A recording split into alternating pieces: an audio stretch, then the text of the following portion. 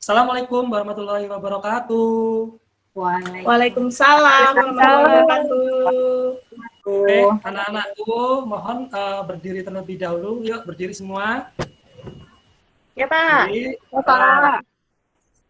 Pak si Yusuf, tolong tuh bajunya dimasukin dulu Yusuf, bajunya keluar-keluar tuh. Ya, Yusuf udah dimasukin. Oke, sudah Pak. Udah Yusuf. Sudah Pak. Yuk, silakan duduk kembali. Kelasnya juga sudah bersih ya, menandakan siap proses pembelajaran. Yuk, Ketua Kelas Binda pimpin doa terlebih dahulu sebelum proses pembelajaran kita awali dari ini. Ayo teman-teman, kita berdoa terlebih dahulu. Siap, gerak. Berdoa dimulai. Oke, selesai. Beri salam. Assalamualaikum warahmatullahi wabarakatuh. Waalaikumsalam warahmatullahi wabarakatuh. Selamat pagi semua anak-anakku. Sehat semua kan? Sehat. Ya. Semoga sehat selalu, baik jasmani maupun rohani ya. Tetap semangat ya di awal pembelajaran hari ini. Sebelumnya Bapak absen terlebih dahulu. Oh ya, nanti kalau di absen ketika dipanggil namanya, tolong tunjuk tangan ya. Dini. Pak. Dini, Meriani. Meriani mana? Hadir Pak. Meriani, Risma A, Risma B. Hadir Pak. Alhamdulillah hari ini hadir semua ya dalam proses pembelajaran saya ya. Pada hari ini kita akan mengalami proses pembelajaran materinya terkait dengan faktor penyebab perubahan sosial. Namun sebelum melangkah materi faktor penyebab perubahan sosial, Bapak ingin tanya, Bapak itu ya sambil berdiri ya. Ya Pak. Oke, Bapak ingin bertanya materi apa saja ya yang sudah kita pelajari di pertemuan minggu yang lalu sebelum kita bahas tentang pengertian. Terus apa lagi? Pengertian. Contoh-contoh perubahan sosial, safety pinter ya. Terus bentuk-bentuk perubahan sosial. Apa Bu? Bentuk-bentuk perubahan sosial. Kan saya Oh iya, ini pinter ya, bentuk-bentuk perubahan sosial.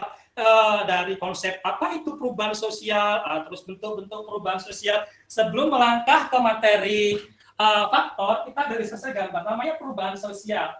Ini A, B, C. Mereka ini adalah perubahan A, perubahan B, perubahan C. Kata perubahan sosial kemarin adalah kata dasarnya adalah sesuatu yang berubah kan dari kondisi A ke kondisi B, ya kan? Dikaitkan tadi ada kan kondisi A ke kondisi B, di mana bentuk perubahan tersebut itu membawa bentuk perubahannya secara cepat, ada yang lambat, ya, ada yang direncanakan, ya kan? Ada yang tidak direncanakan. Terus ada namanya perubahan yang sifatnya perodik, ya kan? Non perodik. Masih ingat ya?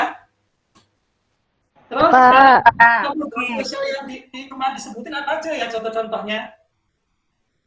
HP, Pak, HP. Terus pindah apa lagi, Min?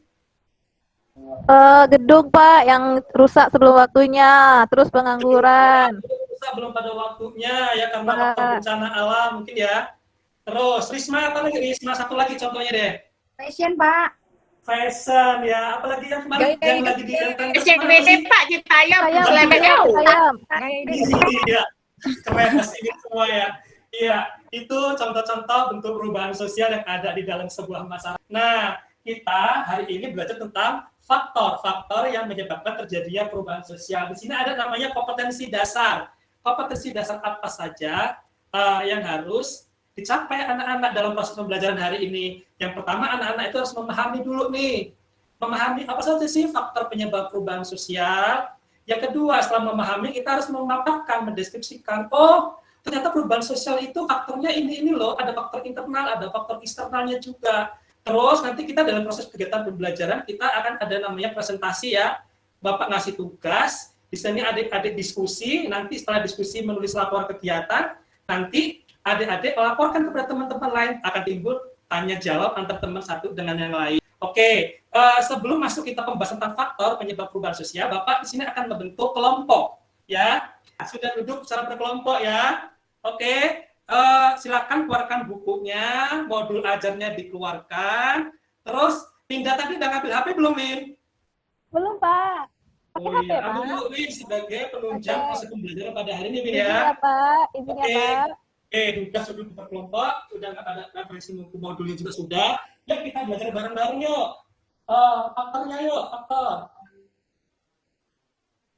Oh, di sini insya Allah metode pembelajaran yang Bapak terapkan dalam proses pembelajaran ini, Bapak akan menggunakan pendekatan saintifik. Harapannya semua nanti Linda, Yusuf, Yeni, dan seterusnya itu lebih aktif dalam proses pembelajaran.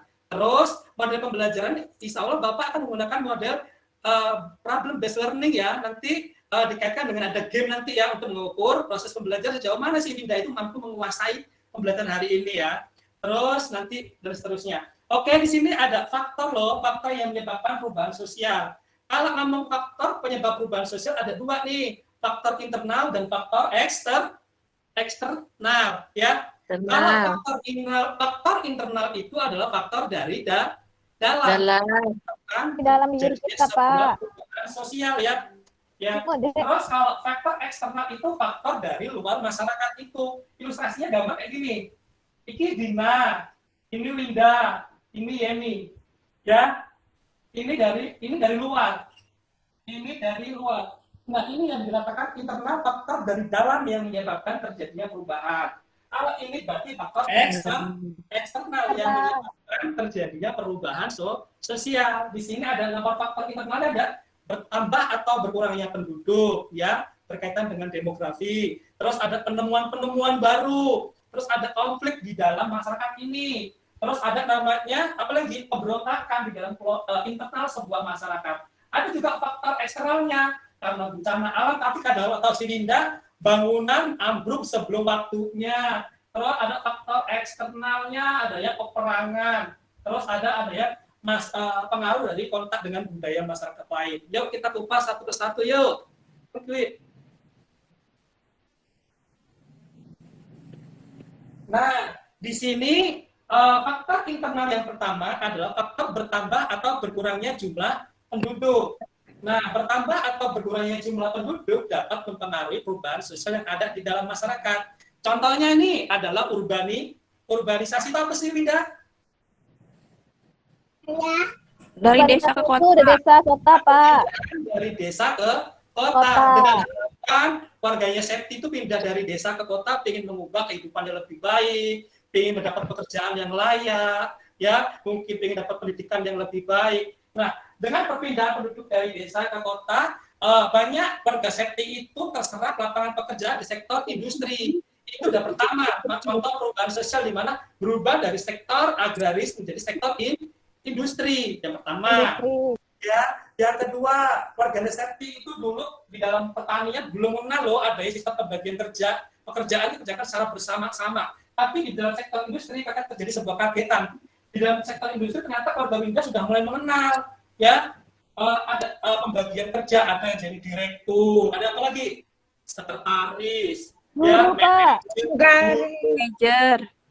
Terus yang paling terakhir paling bawah Pak Office Boy ya kan? Office boy. Terus ada lagi satu lagi, ya, biasanya keluarga Yowinda kalau pagi itu mungkin kalau ke sawah atau ke ladang kan biasanya cuma pagi sampai siang. Habis itu kan bisa untuk digunakan untuk interaksi dengan keluarganya ya, atau dengan lingkungan, solidaritas yang masih kuat ya. Tapi kalau sekarang kerjanya banyak merantau ke Jakarta, banyak kerja di sektor industri, masuk jam 7, pulang jam 4, belum ketambahan lembur 2 jam lagi, pulang jam 6, pulang sudah capek ya, boro-boro mau kontak interaksi dengan kanan kiri, pulang udah tidur, besok berangkat lagi. Lama-lama bentuk hubungannya akan terkikis ya, dari solidaritasnya mekanik jadi solidaritasnya organik. Paham? Pak. Ini kan kita daerah yang dituju, saya daerah yang ditinggal. Ya karena keluarganya tidak pada merantau, semua yang suami yang laki-laki ya kan merantau, maka terjadi apa sih kekosongan ya kan? Yang kosongnya kaitan dengan struktur sosial kelembagaan, misalnya dalam keluarga yang dulu dikerjakan oleh keluarga laki-lakinya Winda, tapi kalau sekarang pada merantau, ya mau nggak mau ya perempuannya ambil alih pekerjaan atau fungsi perannya seorang laki-laki tadi, ya double target, ya. Terus kebalikannya kalau perempuan yang jadi TKW, ya sekarang laki-lakinya juga menjalankan tugasnya. Lanjut, di sini yang kedua Win, ada penemuan-penemuan baru. Contohnya apa penemuan-penemuan baru yang membawa dampak perubahan sosial dalam masyarakat? HP, Pak. HP, apa lagi? Dulu kalau Ada laptopnya. Pak. kompor, dulu pakai apa sih, minyak tanah, kayu bakar, pakai minyak tanah, tambah semangat, belum masuk dalam penugasan nanti, Bapak mau ngasih tepuk semangat ya. Tepuk, dengerin dulu, tepuk P2KS. Pertemuan, peningkatan, kemampuan, siswa. Bisa? Bisa. Ya, baru itu. Tepuk P2KS. Pertemuan, peningkatan, kemampuan, siswa. Keren. Ya. Oke. Di sini saya Bapak akan bagi lembar LKPD, lembar penugasan. Ya, kan kelompok sudah terbentuk. Ya, Winda kalau bantu LKPD-nya. Ya, kelompok Winda dapat kelompok Dina dapat kelompok LKPD A. Dina dengan Winda sama ya, dapat kelompok LKPD A dan C, sama ya. Ya. Terus kelompoknya Risma dengan Yuwana dapat kelompok LKPD yang E. Ya. Nah, sudah ya. Sudah. Silakan kalian buka buku modul ajarnya. Buka referensi Winda tadi udah ngambil HP ya, Win ya? Udah Pak, aku lagi. Udah Win, udah ngambil HP-nya. Sekarang silakan kalian diskusi dengan kelompok terkait dengan permasalahan tersebut. Terus kalian tulis ya. Terus habis itu nanti kalian paparkan, sampaikan ke Winda, ke teman-temannya.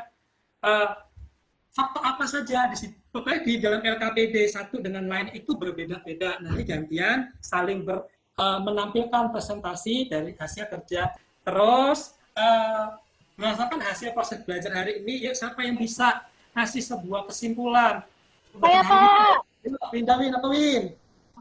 Dalam materi ini kita belajar faktor penyebab perubahan sosial, ada faktor internal dan eksternal. Jadi kalau internal itu faktor yang terdapat dari dalam masyarakatnya, seperti berkurangnya penduduk, penemuan baru. Nah, kalau yang faktor eksternalnya ada satu lagi Pak, ada pemberontakan ya Pak ya di internal. Nah, kalau di eksternal ada bencana alam, ada konflik atau peperangan. Ya gitu ya Pak, ya pendapat Pak. Terima kasih. Oke, Yusuf sependapat nggak Yusuf? Kalau Yusuf yang dipahami apa Yusuf? Sama, Pak. Sama. Oh, sama. Yeni. Sama, Yen? Sama, Pak.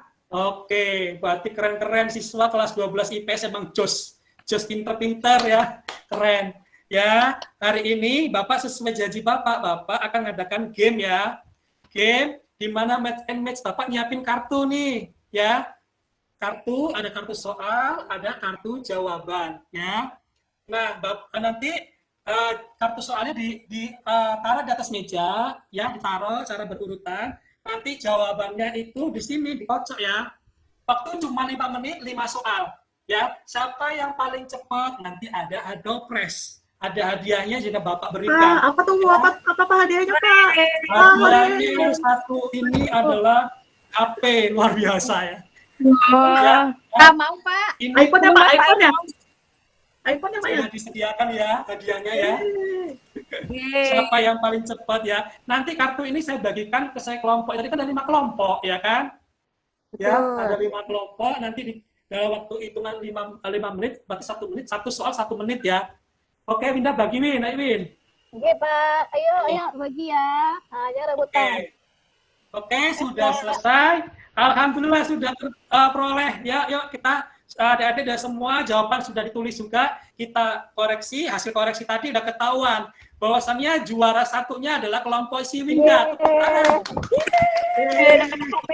Keren ya, ini Win ya, buat kamu Yus, kelompok. Win, bagi Win. Ini kan Kita jual, Win. si Yusuf, mana Yusuf? Ya, Yusuf dapat spontan berlian Yusuf. Ya. Terus kelompok yang ini juara 3 kelompoknya si Risma. Ya, oke kasih aplaus dulu ya. Oke, yang belum dapat tetap semangat, tetap belajar ya. Oke. Itu dari proses belajar hari ini. Nanti presentasi kita lanjut di pertemuan selanjutnya ya. Oke, terus Winda saya minta pimpin doa Win untuk penutup acara pada hari kegiatan belajar pada hari ini Win. Baik Pak, siap Nak? Doa dimulai. Dari salam.